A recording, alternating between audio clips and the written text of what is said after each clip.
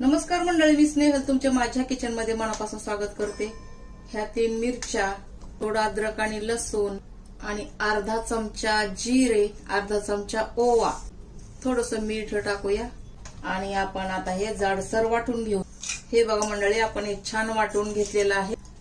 हे आहे मंडळी 2 वाटी गव्हाचं पीठ, 1 वाटी ज्वारीचं पीठ। ज्या वाटीने गव्हाचं पीठ घेतलं त्याच वाटीने ज्वारीचं पीठ घ्यायचं आहे।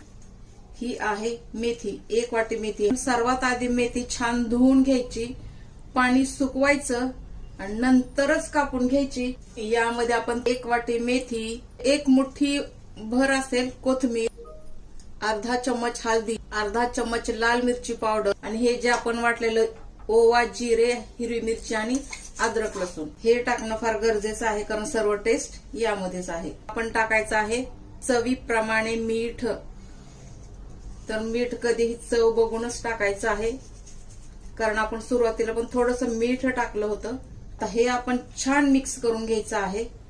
मिक्स करून थोडं थोडं पाणी टाकून आपण पीठ छान घट्ट मळून घ्यायचं आहे, जसं की आपण पुरीला मळतो। या अगोदर पण मी एक मेथीच्या पराठ्याचा व्हिडिओ टाकलेला आहे, तो पण तुम्ही चॅनलवरती जाऊन बघून घ्या। आता यामध्ये आपण थोडं थोडं पाणी टाकूया। जास्त पाणी टाकलं तर काय होतं, पीठ पातळ होऊ शकतं। हे बघा मंडळी, आपण हे पीठ छान दोन्ही हाताने मळून घ्यायचं आहे।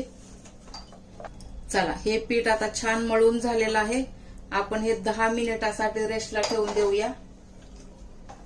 चला मंडळी, 10 मिनिट झाले असतील। आपलं पीठ छान भिजलं गेलं आहे। आपण आणखीन एकदा थोडस याला मळून घेऊया। गोल राऊंड राऊंड करायचं, पिठामध्ये मिक्स करायचं, छान गोल आकार द्यायचा, खाली थोडं पीठ स्प्रिंकल करायचं आणि छान अलगद अलगद हातानं राऊंड शेप द्यायचा। तर काय करायचं, आपण असे करू शकता।